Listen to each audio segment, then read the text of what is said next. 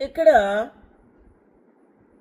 ఐగుప్తీయుడవు నీవు కావా అని ప్రశ్నించినప్పుడు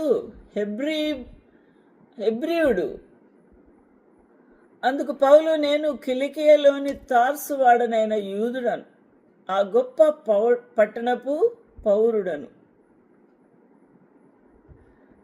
ఇక్కడ ఈ శతాధిపతి ఐగుప్తీయుడు పౌలు భక్తుడు అనుకుంటున్నాడు.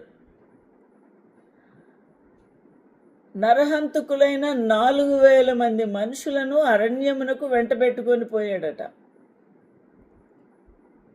ఈ దినములకు మునుపు రాజద్రోహమునకు రేపి నరహంతకులైన 4,000 మంది మనుషులను అరణ్యమునకు వెంటబెట్టుకుని పోయిన ఐగుప్తీయుడవు నీవు కావా అని అడుగుతున్నాడు. ఈ ప్రశ్న పౌలు భక్తుని ఉద్దేశించి శతాధిపతి అడుగుతూ ఉన్నాడు. అందుకు పౌలు, నేను కిలికియలోని తార్సు వాడను, నేను యూదుడను, ఈ గొప్ప పట్టణపు అనగా యెరూషలేము పట్టణపు పౌరుడను,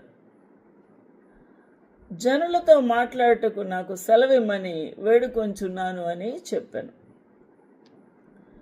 మనకు పౌలు స్టేట్మెంట్ ప్రకారంగా పౌలు కిలికియాలోని తార్సు వాడు, పౌలు యూదుడు,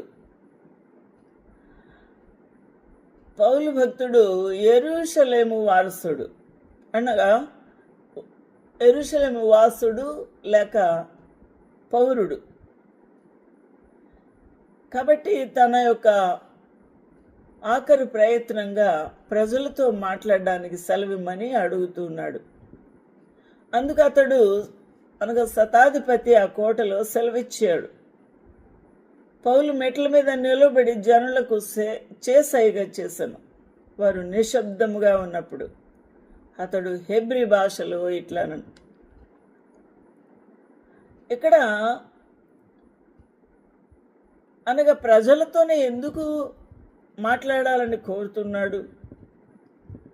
ఆ ప్రజలే కదా పౌలు భక్తుని చంపాలని చూస్తున్నారు.